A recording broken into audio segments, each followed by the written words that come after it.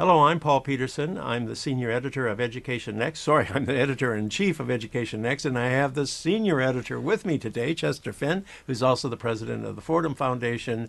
And I want to brag a little bit to my friend Checker here because I have a new report out that I'm one of the signatories on, along with Eric Hanushek at Hoover and Ludger Wisman from the University of Munich, and this is on what percentage of students perform at the highest level in mathematics in various states, including the state of Massachusetts here, and but all 50 states. Allow me to interrupt just long enough to point out to viewers that this is also a lead article in the next issue of Education Next, not just a separate freestanding report. Yes, indeed. And so the report basically says that we have 6% of our students performing at the highest level.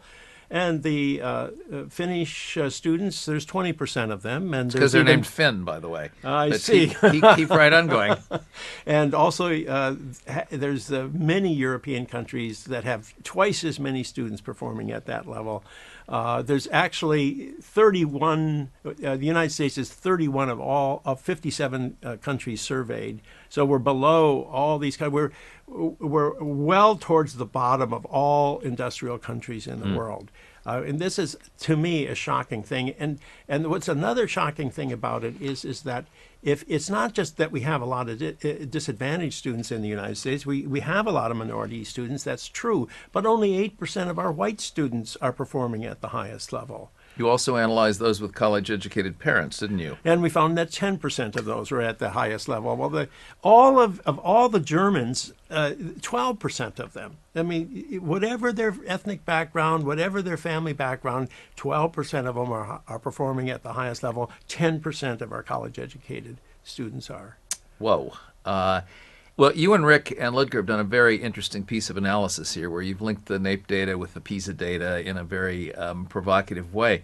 And the results are really sobering in terms of the future of the United States. If our best and our brightest are so few in number compared to the best and brightest in other countries, we are in trouble in the 21st century, which is going to be a brain-powered, knowledge-centered economy. Well, all the data out there suggests that the country that is at the top level in learning in one generation is going to be the top level in earning in the next generation. Yep. And it's a real issue for a country that doesn't seem. It's not like we have fallen. It's just that other countries have passed us by. They've improved their educational system. We've been flat and others have been rising. We've also focused overmuch perhaps on our lowest achieving students and not done justice to our highest achieving students. I think that's an important policy issue at the national level, at the state level, and in many districts. It's not cool these days to be advanced. People want to focus on you if you're below basic. Well, they talk about nerd harassment in our school. So if you're too nerdish, now one of the interesting things that I always run into when I talk about this is a lot of people say, well, but how come all of our Ivy League colleges are so hard to get into if our students in our high schools aren't very good? And I think the answer to that is really, so our selective colleges have fewer places now than ever before. They're attracting students from the rest of the world.